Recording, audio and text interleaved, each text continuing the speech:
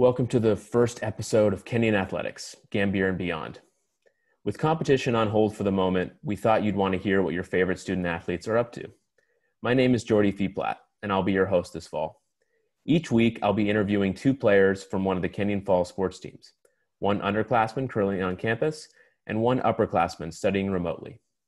This week, I'll be talking to two members of the football team. Nate Jacobson is the starting left guard for the Lords. Since he earned the starting job on the offensive line in the 2018 season, the Weston, Connecticut native has missed just one game. Jacobson was named one of the senior captains prior to this season. Nate, welcome to the podcast. Hello, thanks for having me. I'll also be talking to Sebastian Winther, a sophomore from Denmark.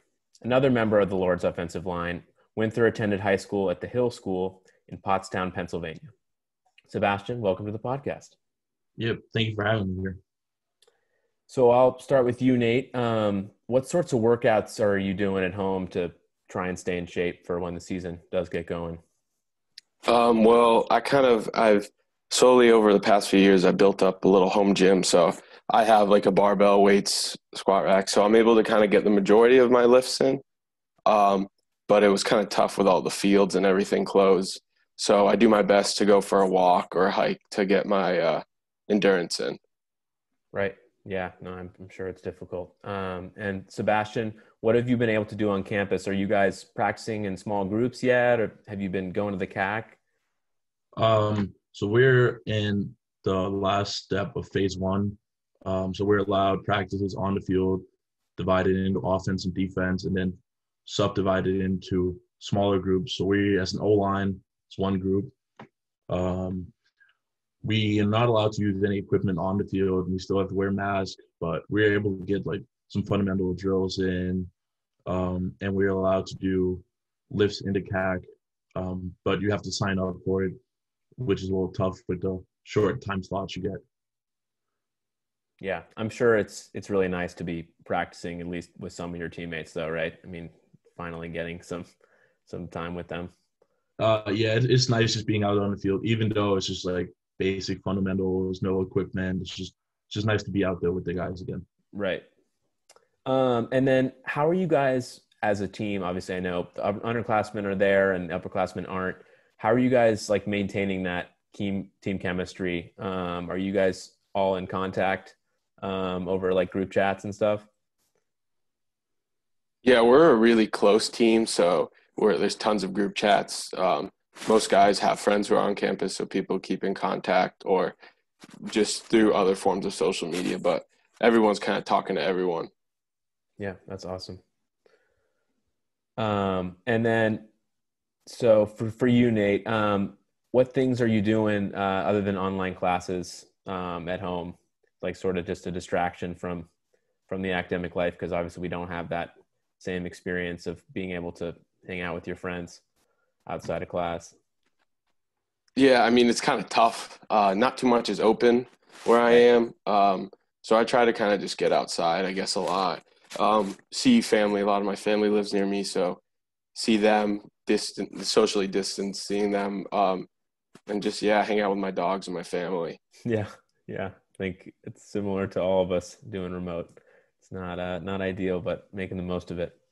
And Sebastian, what is on-campus life been like? How have you been finding different ways to socialize, knowing that you just not everyone's there and it's a different situation? I mean, walking around campus, it's definitely a new feel to it. It feels a little empty with only half the student body here. But we're allowed to do like small gatherings in our, I'm currently in a new app, so we're allowed to do like small gatherings here. So I'll have some of the football guys, like a couple of them over. We'll watch movies, play some Madden, 2K, like interact with each other in that way. And then doing my schoolwork.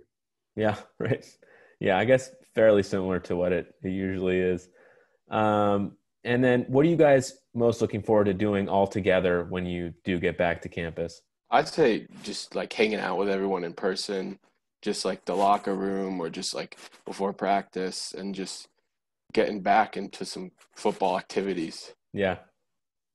Yeah, definitely miss that the locker room feel after a practice, like hanging out with the upperclassmen who are not here right now. I definitely miss that. For sure.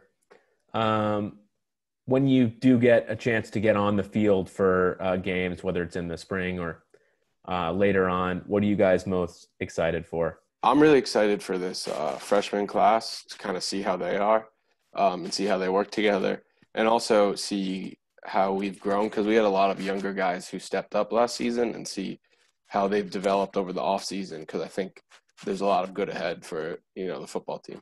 Yeah. Yeah, I definitely think we have some potential coming up. I mean, just seeing at the like last 2 weeks of social distance practicing, I think we can do something in the next season.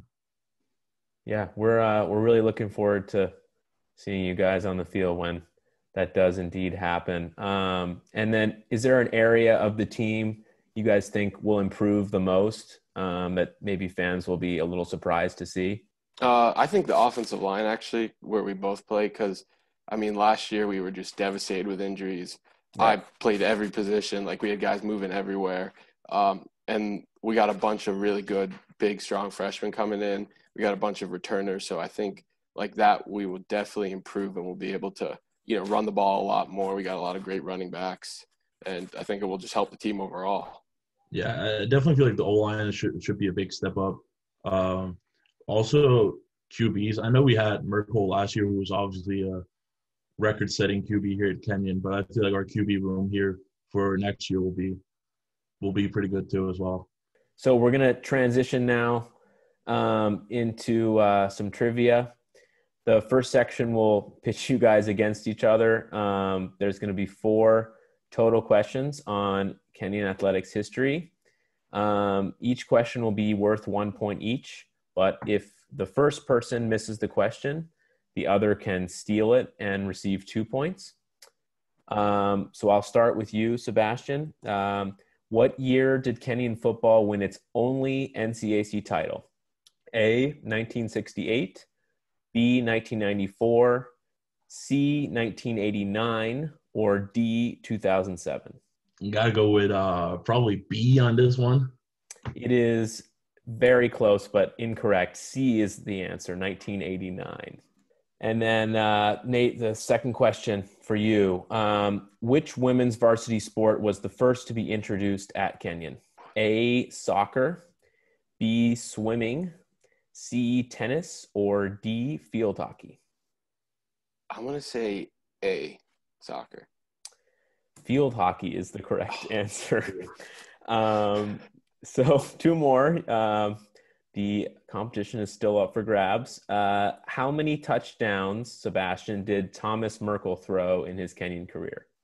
A, 75, B, 61, C, 53, or D, 40? I gotta go high on this one. I gotta go with my guy Merkel. I'm saying 75. That is incorrect. It is B, 61. Ah, Um, Very close. Still a very impressive tally for the legendary quarterback. Question 4, our final question. We'll see if Nate can take the title. What year did the CAC open? A, 2001, B, 2006, C, 2010, or D, 2013? I'm gonna say B, 2006. That is correct. Nate wins the individual trivia portion 1-0. And now we're going to finish with some group trivia. So you guys will work together on this one. There'll be 3 questions about your sport as a whole, which in your case is, of course, football. Each question will be worth 1 point, and your score will be stacked up against the other fall sports teams. So the pressure is on. Let's see. Question 1. What is the official name of University of Alabama's football stadium? come on, Nate. I think it's like a family that donated money.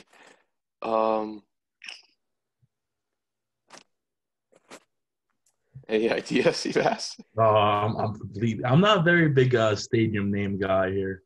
Okay. The answer is Bryant-Denny Stadium. Oh, yeah, no. Okay. Okay. All right. And then question 2, who won the 2017 NFL MVP award? 2017. I want to say Rodgers.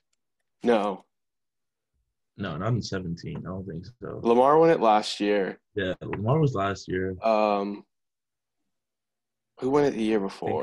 Think about who was contending for titles in that year. Probably Brady. That is correct. Give you a big chance. All right. Good job, Nick. Yeah. Yes, the answer is Tom Brady. And then last question, who led the NFL in receiving yards last season? I want to say Michael Thomas. That is correct. Good job. All right. So 2 out of 3 for you guys on the group portion. And thank you so much for coming on the podcast. It was really fun.